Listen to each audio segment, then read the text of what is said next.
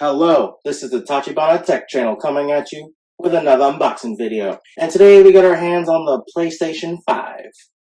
Now I know this has been out for a long time, so it's not exactly a new unboxing, but there wasn't a large enough of a difference between the PlayStation 4 and the PlayStation 5, which we will compare here today, to warrant buying a PlayStation 5. But here we are. And thankfully, it's also so old, there was no stock crunch as there was for the first year or two, thanks to a global pandemic. Okay, as you can see from the front of the box here that it is a beautiful shade of white with a mixture of black. It kind of looks like it's wearing like a suit.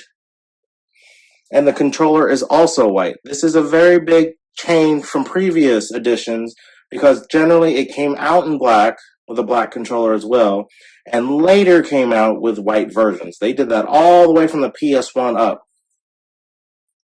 Okay, as you can see from here on the box, it supports 8K, 4K 120 Hz, and HDR. All basic things in this day and age, so nothing too special or surprising there. As you can see looking at the side here, this is the controller, which is, I wouldn't say a large leap, but it is definitely very different from the PS4. And then here you can see this has a disc slot, which is a little surprising in this day and age, but you can, however, purchase the PlayStation 5 without the CD slot, and it's called the digital-only version. A little interesting. So you can see on the back, there's all the details about the machine. It is nice to know that it is both vertical and horizontal, as shown by the pictures on the boxes. Some PlayStations of days past were very specific about which orientation they were in, so it's really cool that they, for sure, let you do either one. As you can see in the upper right corner, it says 825 gigabytes. That is a little weird.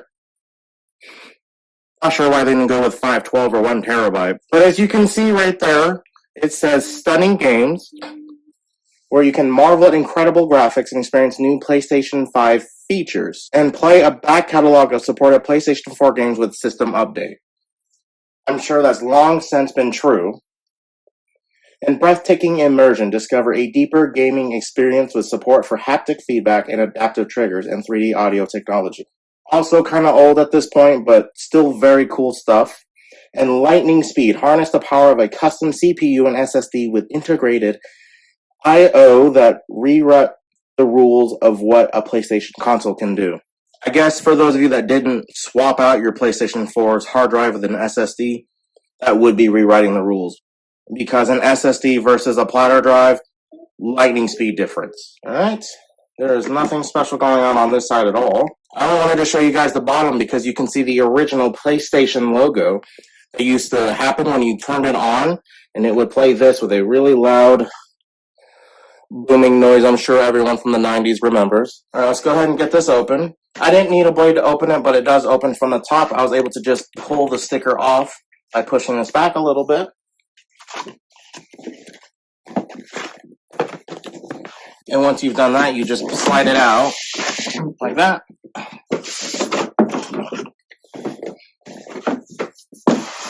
The top of the box just kind of collapses on itself here. It's more like a sleeve than an actual box. And from there, looks like we open this little latch here. And then there are instructions right here telling you to put it upright and pull the box out. And it says once you've pulled the box out like the instructions showed, you put it back on its side and slide it out like this. And that's the entire contents of the box. So firsthand, it looks a lot larger than PlayStations of past, but it's very light. Much to my surprise.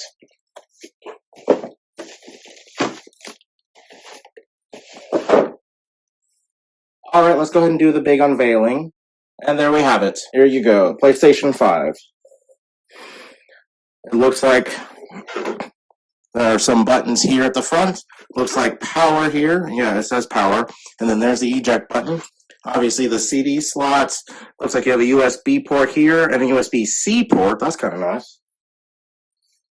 I assume that'll be for charging the controller. It's very subtle, but it says Sony up here. And then here you can see the PlayStation logo. And on the back here, you have a couple more USB 3 ports, a LAN port, HDMI out, and then the standard PlayStation power cord. And nothing special otherwise. I'm going to go ahead and throw a PlayStation 4 in here for you guys to see in comparison. It's a lot larger than a PlayStation 4. And there's your angle from the front. It's kind of ridiculous how much larger it is, but it's got a lot more firepower from what I understand. Next, I'm going to show you guys what came in the box on top of the PlayStation. And here we have what looks like a manual, the power cord, which is basically the same power cord Sony's been using since the PS1. And then here we have the DualShock 5 controller. It's a little bit heavier than previous generations, but it looks very nice. Yeah, it feels very nice. It even has a bit of an Xbox, the grip like from the back of the Xbox controllers, where the PlayStation 4s were usually very slick. They have this nice big touchpad here. Looks pretty much just like a DualShock 4 controller. In fact, I'll bring that in. So that is the DualShock 4 controller. As you can see, it gained quite a bit of size. Yeah, it's even thicker on the back. It feels like it. And then, yeah, it's pretty slick back here, even with the rubber pad, whereas this one's a lot grippier. All right, so pretty much everything is the same button-wise, which is exactly what I would expect. It looks like the giant LED light here has disappeared, and the trackpad got quite a bit larger. As you can see, the Sony symbol is down here like it was before, but it's the whole button is the PlayStation symbol, whereas before it had a round button with a background. But enough about the DualShock 5 controller. Let's see what else is in the box. We have the quick start guide and the safety guide.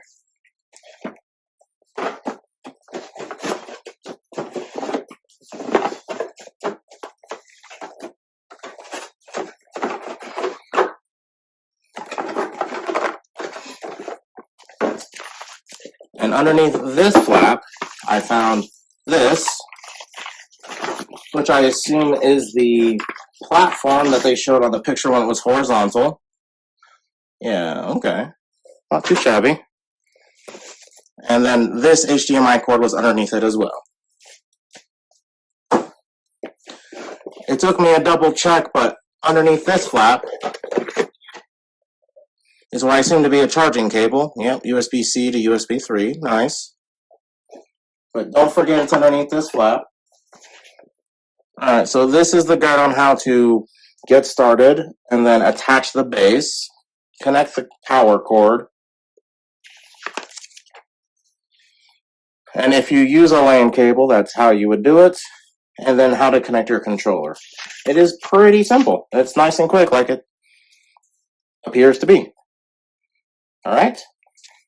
And with that, I do believe that is the end of our PlayStation 5 unboxing. Let us know down in the comments if you have anything else you would like us to unbox, and we will go ahead and catch you guys next time.